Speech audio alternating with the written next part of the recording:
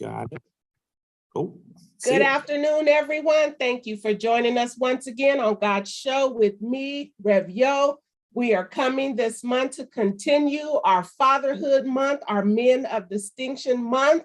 We are so excited for what Jonathan Buffong has for us today. He's been on our show before with his wife, but today he's coming solo to represent fatherhood for our show. I chose this month for Men of Distinction because I see these men as great leaders in their roles for the community, for our young men, also as fathers to their children, as well as fathers to children of the community. So we are going to move forth in what he has for us today. I'll just do another introduction for him. For those who missed the first showing, he is a dedicated Inland Empire leader. He has over 20 years of experience in building leadership capacity in adolescence and creating coalitions to address the educational challenge of African-American youth in the Inland Empire. He is a mental health education consultant that supports veterans awareness, transitional age youth awareness, Asian Pacific Islander awareness, and African-American awareness and subcommittees. He is involved in numerous coalitions and community groups, but he enjoys the Inland Empire goal-setting group the most. He has a wife, which you know she was with us last month, and together they train and consult youth service providers throughout the Inland Empire and beyond if you ask for them, and they are called the Buffong Consulting Solutions. So there you have it, an introduction, and that's only brief to what his bio has. If we was reading it all, we'll be longer. But ladies and gentlemen, I present to you our speaker for today, Jonathan Buffong. The floor is yours. Thank you so much, Reverend Yo. Thank you for the introduction. That was really nice. It's always good to hear some of the things that you do, and you're just like, wow. Earlier to kick off the month, you had Dr. Walker. And Dr. Daniel Walker is one of my favorite people, as well as someone who I look up to as a mentor. You brought up the goal setting. He was our speaker for this past year's goal setting, and he just did a magnificent job. But I remember when I first met him, I literally thought the man was Black Jesus. The reason why is that I was at a homeless shelter, and this dude is talking to like 20 homeless men. And he is preaching like life depends on it in the middle of these homeless men. I had never seen anything like that. I'm from, a spiritual background, but the level of intensity and the level of desire that this man was bringing was, and he always has an energy, but to see him do that, I was like, this got to be Jesus on earth. And since then, we've been good friends, and he's a supporter of what we do. So I know I'm in good hands because if you have people at that caliber, I'm excited to also be a part of this. So Reverend Yo, do you have something you want to start off with, or do you want me just to go? You can jump right on into it. I had Daniel. Yes, Daniel and I grew up together in North Fontana. We call it the Tracks. Yeah. So Daniel and my family, our families go a long way back, all the way to North Fontana. Yes, he is a magnificent, inspirational speaker, motivating speaker, challenge your mind and your thoughts speaker. He challenged you on things you thought you knew, but then when he teaches it, you go back and realize, oh yeah, I could have came another way. So he is good, and he is good at what he does. So yes. Yeah, and so I've been blessed to have male role models in my life that not only are men of honor, but men that have very refined skill sets, such as Dr. Walker, or there's another gentleman by the name of Reggie Webb. He is a business owner that owns a couple of McDonald's. And growing up, I didn't see a lot of business owners. So to see him now and be a part of my life in developmental mentor role is just a dream come true. And so this brings us to this conversation that we're going to have in the next couple of minutes about fatherhood and the ability to be exposed to individuals that have some idea of what to do when you're in charge of a family. when you are trying to be a committed husband and raising children that will not only be productive, but children that will be happy and successful, and especially Black children. And so I'm hoping to touch on a lot of that stuff. And one of the things as I reflect, a lot of the men that I look up upon, they have these essential 5 Ps. And the 5 Ps are they're able to provide, they're able to protect, they're able to priest, they're able to pray and praise over their family and children. So I'm gonna break it down. And let's talk about probably the number one is the priesting, being able to priest over your family. And I'm going to come from a perspective of for those who have not necessarily organically seen that growing up, or may not necessarily have a dad that they can say, yo, he was an actual positive figure in my life. Being able to priest is not necessarily being able to quote a whole bunch of scripture, do a whole bunch of hermeneutical understandings of the word, or be able to yell and scream about, what God has been able to do for them during when it's time to talk about at church. But it's more about being able to create a value system that is based off of God's plan, that is principle based, so it doesn't necessarily fluctuate, and being able to be consistent to that. And if you're able to create that in your family, some values that you will be consistent of, you're going to see that your kids are going to make some better decisions and choices because they know what to make their choices off of. I'm an old school hip hop dude, and there is a group called Public Enemy. If you're familiar with Public Enemy, they're the original. There you go. And they did Fight the Power and all when rap used to be rap. But that's my own thing. But there's something Chuck D said: when a man is in the house, all the BS stops. I remember that line because he keeps saying, it just kind of resonated with me that a lot of our families, when there wasn't a man in the house, you could kind of do what you wanted to do. And my job as a father is to have limitations. These are the parameters, and create standards, expectations, and accountability. So that's the priesting. Then you got the protecting. Protecting doesn't necessarily mean somebody coming up into your house and you have a gun and you're able to shoot off all the robbers. That's not protecting. In the society and age that we live in, there is so many different forms of abuse. There is sexual abuse, of course. You've got emotional abuse. You've got spiritual abuse. You've got physical abuse, mental abuse. You keep going down the line. The one thing that we know, and I work in the behavioral health field, is that individuals, when things happen to them when they're children, they may be able to block it out. They may be able to try and move on. I said try and move on. But that traumatic incident oftentimes comes through in their adulthood. And so we call it adverse childhood experiences. I think it's called ACE. And they've done some fascinating studies at Loma Linda to say that, the traumas that you had back in the day that you thought you went over, they are still in effect. And as Black men, many of us have had a lot of trauma, whether it's been seeing things in our family, seeing things in our community at school, seeing things in the streets that we have not gotten over. And so the best way to protect our people is to protect them when they're kids, and to make sure that where your kids are going to be sleeping at night. They just can't go over anybody's house and spend the night. You got to know, what your kids are being exposed to. My kids watch a lot of YouTube right now, and they are kindergarten and first grade, second grade now.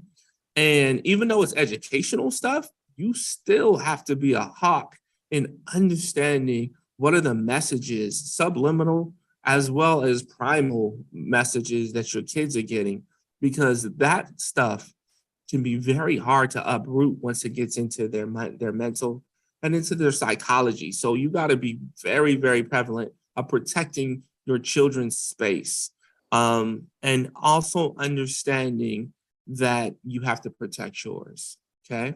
The third one was, so we had priesting, we had protecting, providing. And providing doesn't mean you have to be a millionaire.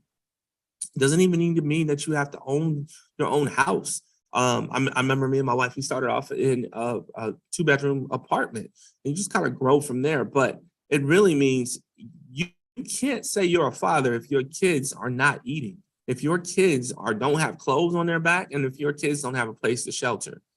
There is no reason why you should be somewhere and taken care of and your kids are not.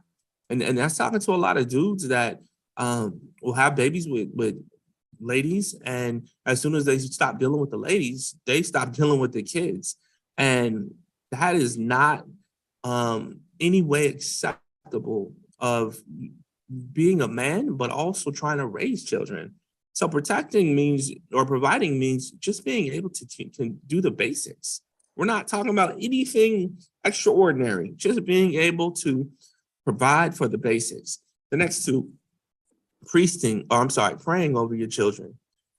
I remember my mother is a minister's wife. My dad's a pastor. We used to go through small church to small church. We used to have a lot of small churches.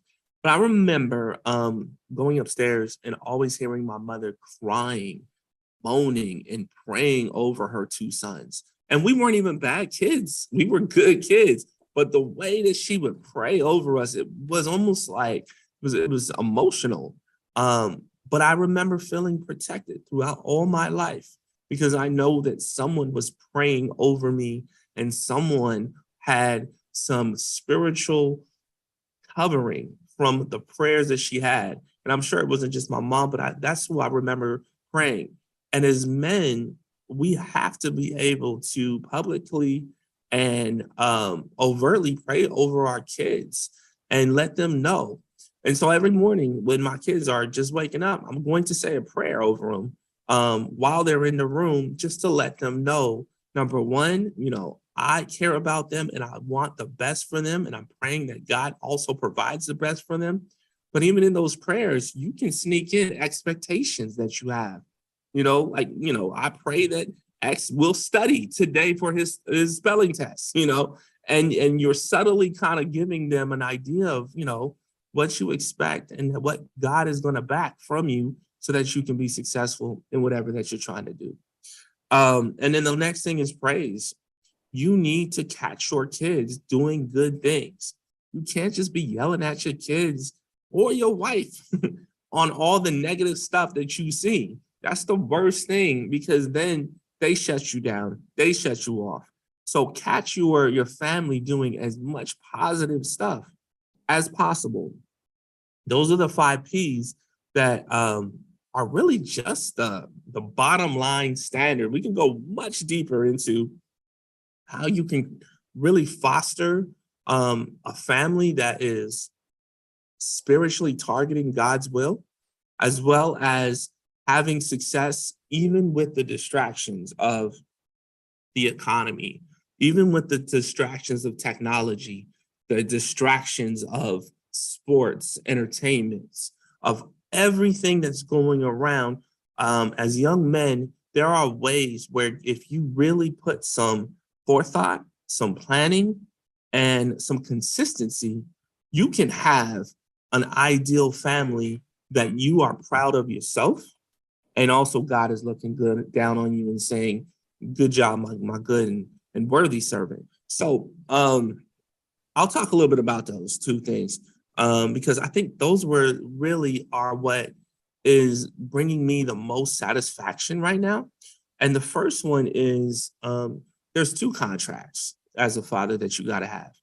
You have to create contracts with yourself and get your family to create contracts with themselves. And you got to have contracts with God. And those are 2 different tracks. I'll talk about the one about yourself first. As a father, your first role when you have a child, and I'm thinking especially if you have sons, is to provide them with a level of identity that they can live up to. Oftentimes, for a lot of my friends growing up, I grew up here in Rialto. I went to Eisenhower. Many of them did not necessarily have a relationship with their dads. And some of them did not know who their dads were. Some of them didn't know who their grandparents were. Some of them didn't know that many male positive role models in their life that were consistently going to be able to be in relationship with them, that weren't going to be harmful. But if you are a father that plans to be in your son's life, your job is to give them an identity that they can be proud of, they can shoot for, and that they can have some level of honor. And so it starts with, whatever you name your child, you want to make sure that you're naming them something with a purpose and has some kind of connections. I know a lot of us as Christians, we name each other these Christian names. My name is Jonathan because, my parents was like, yo, it's going to be a biblical name. And my brother's name is Jeremy, off of Jeremiah. It's going to be a biblical name. But the way that you are able, because many of us as Black men, we can't necessarily connect our lineage to the kings of Africa. You can call me king all you want. If I don't know my dad, I don't know my grandpa, I don't know any of the other men in my life, I don't understand how I can be a king when I didn't see that connection. So as a man, you're trying to be able to fill in the gaps. And the biggest thing is start providing and speaking to your children and your young men and young women with a sense of you are going to have some purpose in your life and that you are made to do something big. It may not necessarily come in the idea of being the greatest basketball player, rapper, entertainer, but it is something that is going to increase the impact of how humanity is going to function. And if you can start to do that, it gives them a sense of who they are. The next step is, and it goes back to this whole principle-based stuff, is what? You have to fill your children with a sense of values that are very connected to God's spiritual truths, as well as things that work. All right. So in our family, our top 10 are God first. We talk a lot about empowering ourselves and the people we're around. We talk a lot about working and how the importance of work. We talk about growth. We talk about completeness. And within completeness, we're talking about conscious of the things that are around us. We are very understanding of comedy and humor, and we like to have fun. And then we are consistent. And then we also take ownership in our family. We also talk a lot about being able to be controlling of our feelings, our emotions, and our physical. We talk a lot about being tough, asking questions, and inspiring others. But off of those, we just continue to teach that value system, and any decisions that we make, we have to filter it through. And if people have a value systems that they filter through, they're not just making decisions to do just anything. You can't tell me to, you try this, try and do this. It doesn't fit who I am. If it don't fit who I am, I'm not going to do that. I'm going to be geared to what I'm supposed to be doing. Now, it's not going to be perfect, but I can guarantee you, if you have something to guide you, you have a map, you're going to get wherever you're going a lot faster, and you're going to get it without as much trouble. So the value system is essential. So, and we're just going up who you are, which is the identity, what you are, which is the value system. Then the next question is why? And that's where the whole idea of God put you on this planet for a purpose. Okay. So you've got to have a mission statement.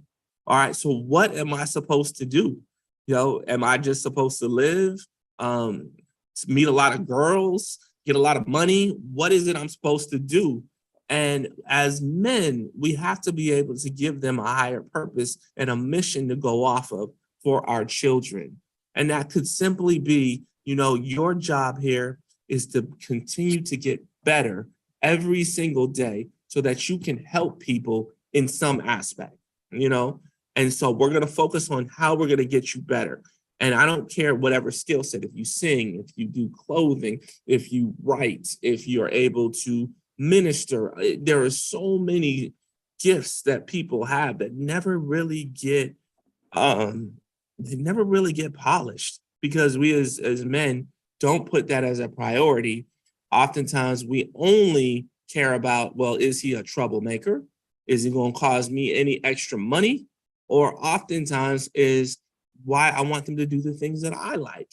I used to play basketball in high school. My son need to play basketball. My son need to do this.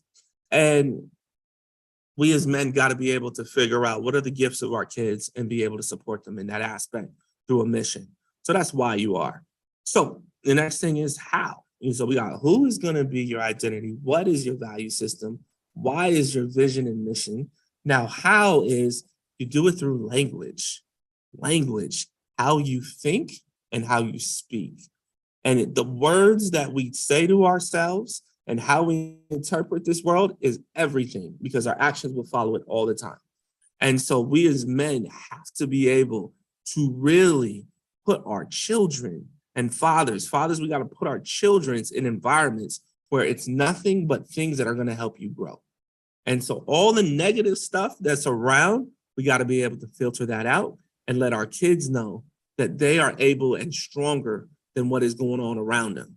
So language, and what's scary is for Black men and Black folks as a general, one of the things that was stripped of us was our language. So we don't have a Spanish, language to fall back on, or French or different things. And so we have to be able to say things and use colloquialisms that support what we are trying to do. So language is super, it's a whole nother thing, but that's the why, or the how, the why, which is the last one, or I'm sorry, the when. So let me review it. Who is the identity? What's the value system? Why is the vision? How is the language? The final one is the when. And it's really when you're faced with a challenge, what do you do? When you're faced with adversity, what do you do? When you're faced with peer pressure, when you're faced with trouble, when you're faced with trauma and all that stuff, you've got to have problem-solving skills. And problem-solving skills simply mean you got to be able to process what's going on and create a plan on how you're going to get out. And we as Black men, we have it in our head, but it's oftentimes incomplete because it only thinks about surviving. That's it. All you gotta do is get through another day, when we are much more than that. We as fathers have got to create a standard that we're not just gonna survive, but we're gonna thrive. And oftentimes that means thinking things in the long term, 20 years in advance. I can't have a plan just for next year. I got to figure this out. What's my family life going to look like? 5 years down the road, 10 years down the road, 15 years down the road, 20 years down the road. Because if I start planning for that, I'll start doing the important things instead of just the urgent things. Because urgent will come up. Bills going to come up. Emergencies are going to come up. Urgent sicknesses are going to come up. And you're going to spend all your time doing that when you should be doing the most important, which is guiding your children on value systems, making sure that you're feeding their gifts, making sure that they are in an environment that is most likely going to produce the success that you want. So it's all of that stuff. So that the who, what, when, why, and how. If you do that, you as a father are doing your job. You're doing what you're supposed to do, and you're going to start seeing some results that God has planned for you. But that doesn't necessarily mean, if you do those 5 things, that your kids will be happy. Most likely they'll be pretty successful, but they may not necessarily be happy. And it's crazy because if you talk to a lot of preachers' kids, a lot of pastors' kids, a lot of times they've had a hard time growing up because their parents have focused so much on other people that they don't necessarily feel like they've gotten the one-on-one attention that they feel like they deserve. Or they've heard the message done in a practical way. They've never really took it into their heart because they've been around it, but no one has ever held them accountable to do what God has designed for their lives. So there's another part to this, and that's so what I just talked about previously with those 5 steps is the contract with yourself. But there's also another contract that will ultimately get you ultimate fulfillment. And that's the contract with God. And that's number 1, understanding that you should be doing something every day to be moving you forward to your relationship with God every day. Okay. And you don't necessarily have to do what the basics of what you've heard as far as, oh, I got to go to church and I have to be able to minister to people. If you're able to encourage people with the word, if you're able to teach someone about God, if you do a kind act, if you're able to learn from a mistake and ask God to move you forward to the next level, you are actually getting better in your relationship with God. So that's number one, is do an assessment. What have I done today to move me closer to him? The second thing is gratitude. People say about it all the time. If you put yourself in a mindset of gratitude and of gratefulness and thankfulness, life changes everything. You stop complaining, you stop being bitter, you stop being overwhelmed with just anger and frustration. You start to realize, yo, man, I woke up today, I got somewhere to sleep. I got a car to drive. I got some real basic stuff that some people don't even have. And that you can build off of just by being grateful 2 or 3 things every day and start thinking about those things. Thinking about people in your life that have touched you, that have been a part of your success in whatever ways, or who have helped you along the way. So the second thing is gratitude. And then the third thing, it goes back to that first model that I was talking about, is you're going to have to start redefining your language. And that's the conversation you have with yourself. We say some really negative stuff to ourselves sometimes. We say the worst, like, I'm not going to be able to do this. I didn't do it last time, so I'm not going to be able to go for this job. I can't necessarily go and try and go for this college scholarship. I can't do this. I can't do that. We have to change the language that we have in ourselves so that we can start to free ourselves from the negative thinking that's often the times that the thing that leaves you back or that holds you back. And so that we start taking different risks, because life oftentimes is about taking risk at the right time and being able to take advantage of opportunities. So as Black men, we got to teach our kids to do that. All right. And the next one is you got to be able to practice your exercises. You've got to be mentally, physically, emotionally, spiritually strong. And that means every day I got to take care of what the stuff that goes in my body. I got to take the stuff that goes in my mind. I got to be able to feed myself and practice my skill sets, because at the end of the day is what's going to change where you're at from where you're at now to where you want to be is if you've gotten better in some areas. So develop some skill sets. And the last thing is develop a time where you are meditating, reflecting, and praying about where you're at in your life and making sure that you are checking in with God and having a time throughout the day, whether it's right before you go to sleep or right when you wake up, where you can check in and ensure that you're on the right task, on the right path. Because oftentimes we work hard, but we don't necessarily work for what is we're trying to go. We're just working hard. So those are the 2 paths. And I have found that those have been extremely important into my overall happiness and the success of me and my wife's parenting skills, but mostly me as a man and as a father. I feel a lot more, I don't even know if there's a word for it. I would say complete as well as at peace. I feel at peace. And for many of us who have kids, that's a hard feeling because we know what's out there and what's coming after our kids. But I feel at peace and I feel a level of joy for the future. So I don't know, Rev, did you have anything you wanted me to touch on from that, or how we feeling? We good? All right. And so part of this fatherhood track is to know that you're not going to be perfect. You shouldn't be perfect.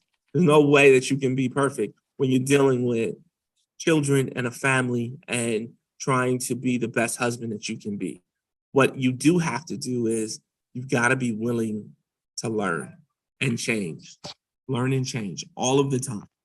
And every time that you make a mistake, you have to have an idea that, this is something that I can build off. I must apologize. I must create a plan on how I'm going to change. And then I ask for some level of accountability to make sure that is happening. And off of that, in fact, the more mistakes you make, the better you can be, as long as you're not making the same mistakes over and over and over again. And you hear it all the time. It's just that many times we get so lazy that we don't want to necessarily get better. And I think at the end of the day, we as men, it's not about what we can't do, it's what we won't do. It's more about us making sure that we have this ability to want to have drive to be better for ourselves. And they say that the reason why most people don't do things is because of fear. And they say there's a couple of reasons why I fear. And as men, we're going to have to really tackle those fears. One of them is that we get lazy, tired, and distracted way too easy. We don't want it enough. We haven't decided that we want to have that family that is nurturing, that is growing, and that's productive. So we easily get tied up in video games. We get tied up in sports. We get tied up in work. We get tied up in so many different things that we are moved off of our goals and we're pushed to the side and we act as if they didn't exist in the first place. So that's one of them. Another one is that we as men haven't forgiven ourselves. We've messed up in the past and we kind of hold that against ourselves. We may have messed up in a previous relationship, in previous marriage. We may have messed up in some past experience, and we don't necessarily want to move on because we haven't forgiven ourselves. We haven't let God forgive us, and we haven't wanted to change. So that's another one. Another one is we don't think we can do it. We think it's too hard because I haven't seen any good role models in my life. But the truth is there are plenty of good role models, but you might have to seek them out. And you might have to do the hard legwork of asking them questions. How did you do this? How did you get there? So that's another one. Another one is that overall, we're just scared of the unknown. We just believe that if we try, something bad is going to happen. And that goes into us being as fathers, but also us going into, when we're trying to be in our career paths, and it goes with us in our relationships. We're scared of the unknown.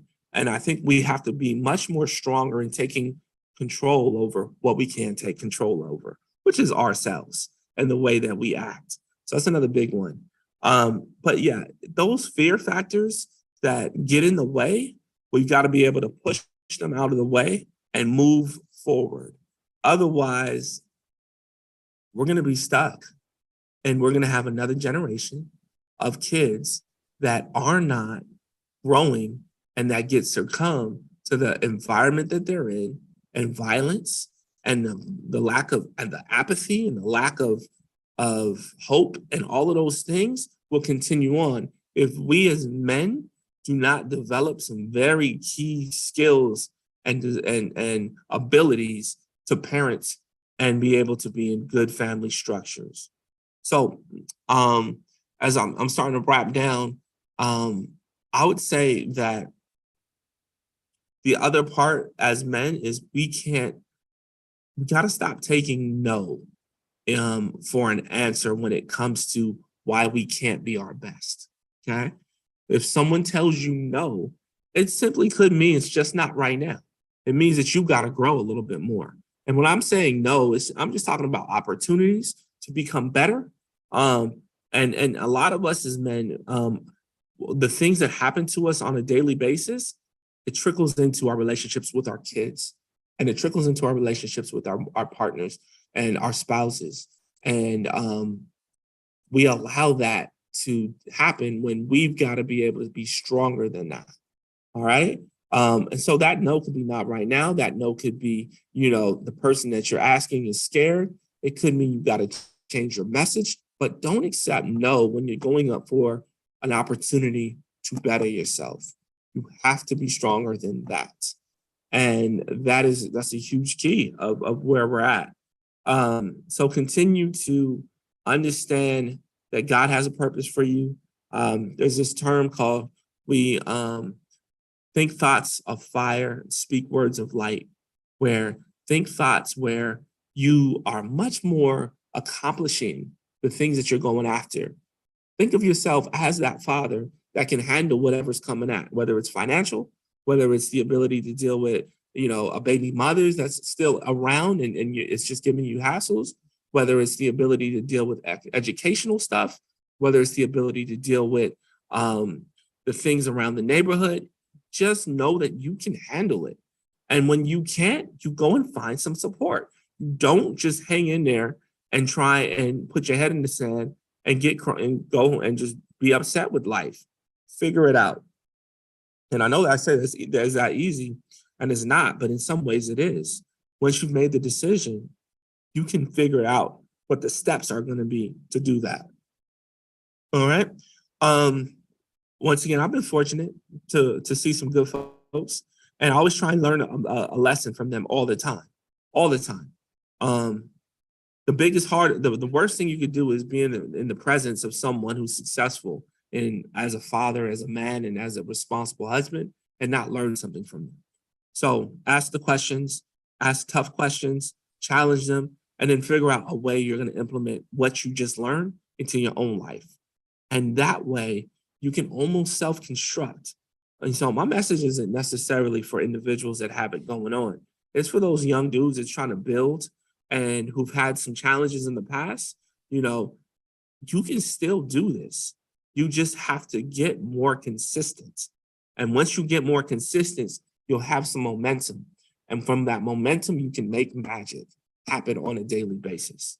So I so appreciate you, Reverend Yo. If there's anything you want me to touch upon from here, I will do that. But that was my message right here.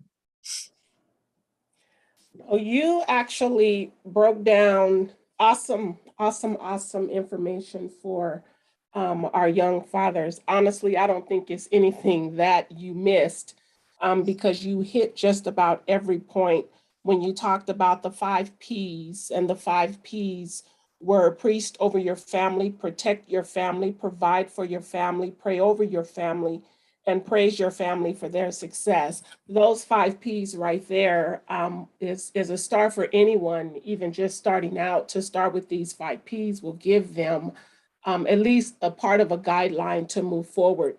Then Yeah. when you talked about the what, the who, the what, the when, the why, and the how, if you missed any part of this recording, just go back because he was saying so much. He reminds me of Daniel Walker. Oh He no. was saying so much, I couldn't get all of the information typed in the chat box, but you gave a lot of detailed information. And then you rounded it out with the questions with, what have I done today? You told us that they have to have a mind of gratitude, redefine your language, and practice your exercise. To me, you broke everything down. One of the first things first I liked is when you said to have a contract with yourself and God. So that really broke it down to the simplest terms to help those that may be struggling. If you have it all together, then none of these are for you. And even if you do think you have it all together, to implement any of this that you don't have is a great deal. I really think you broke it down enough, Jonathan, that it was understandable to even set up their own plan. I didn't catch. You said that you have a routine with your family. You guys do 10 things, but Oh, even putting some together like that for a family, even as a mother, my kids are grown, gone, but things like that, if we would have had starting out in our younger years, could have helped us set up a process for our children even then. You said something about how you can learn from anyone. So when you said that, I wrote, you can learn from anyone the do's and don'ts of life. So yeah. I believe you can learn anything from anybody. Either it's something you do or something you don't, because it's not what you that is in your goal. So I honestly think you broke it down all the way to the point, Yeah. to break it down for an understanding for anybody to make a plan and follow. Single mom, single father, couples, it's broke down. You broke it way down. I'm gonna add one more thing, if that's okay. Just one more Go, thing. go All for right. it. So as a husband and I'm thinking more as a father, as you make decisions for your family, there's 5 elements that you should really be trying to keep in mind. One is the legacy. What is the legacy that this decision, whether it's I don't know where to live and what city to live in, or I don't know what school to put my son in or my daughter in. Think about the legacy, long term, 20, 30 years old. How does this affect the legacy? All right. And there's no right or wrong answer to this, but just think about what is the impact of the future for this decision I'm going to make. The next thing is, what's the significance? Okay. Why would I do this as opposed to others? What is that significance to my child, to our family, and into what we're trying to do? And I would go back to that mission statement that you create. What is the significance?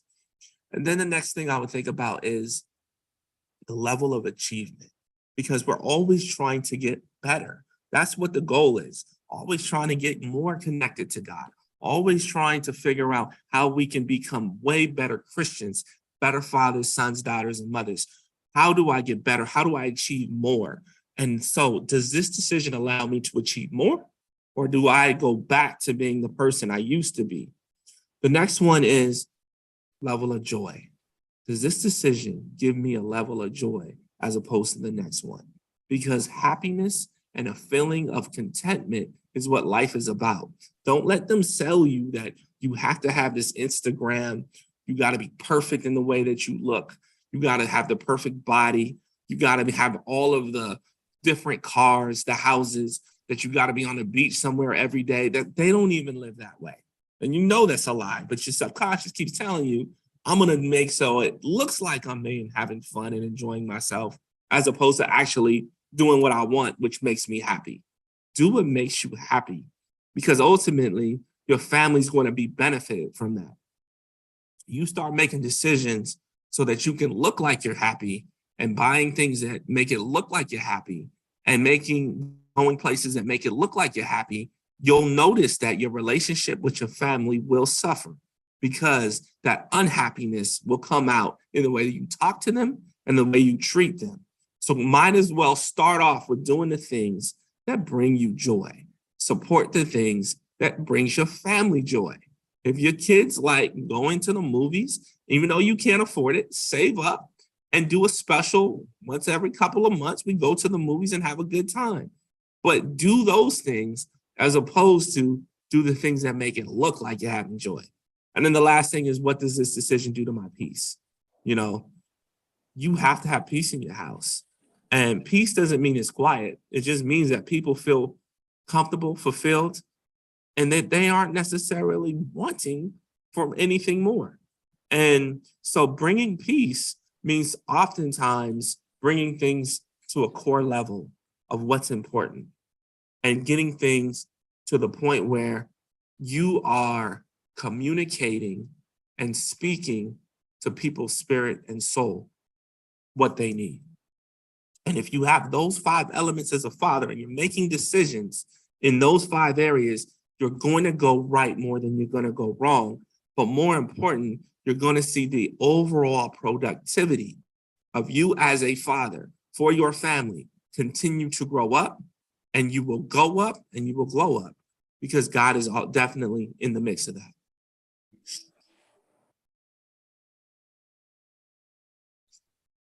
That's all I got. All right. Well, I thank you for joining me today on God's Show. Once again, you gave great detail, great information to help our fathers. Thank you for explaining fatherhood, even from your family, and things that you've done. You're not just telling someone to do something, it's something that you do within your own family. So I thank you for breaking that down for them. Do you have any closing words before I close this out? Yeah, just become a student of the game. I read books on it. I'll ask if I see a father that is killing it. And when I say killing it, I'm saying I'll see like a dad that he was able to transition his kids into a multi-million-dollar business. I don't see that often enough. I'm gonna ask the question: how did you do that? I see a father was able to get their 3-year-old how to read and do multiplication. How did you do that? Learn from other people. So that's what I do. And I study and I ask and I surround myself with people like Reverend Yo and people that she has had on her show. Many of those people, I probably go research them and hit them up. And so that I can be more knowledgeable and change the things that I'm doing that's wrong and increase the things that I'm doing that's well. Reading is value. I do a lot of reading. I don't do a lot of Google researching and things like that. I put my face in books because books is something that, I can go back on, highlight, research on, and other things. And plus, when I find myself on the internet, I find myself all over the place. But when I'm in a book, I'm focused in the book. So Yes. I keep my face in the books more than I keep my face on researching on Google and so forth, because for me, that's more knowledge. And then I'm able to write it and retain it. And a lot of things that we read, we can reuse to help build things that we are doing. So that reading is fundamental and it's fun. Yes. Yeah. Thank you so much for having me. You're I so welcome. appreciate it. Oh, thank you. Anytime. So, ladies and gentlemen, I thank you for joining me today on God's Show with me, Rev Yo, and Jonathan Buffong, who basically just broke down fatherhood. So I pray that you have a blessed day. And as I do always, I want you to be brave, be strong, and be different. Ask and it will be given unto you. Seek and you shall find. Knock and it will be opened unto you. Believe in yourself and encourage yourself. But in all things, remember, seek ye first the kingdom of God and his righteousness, and all these things shall be added unto you. Peace and blessings, my brothers and sisters.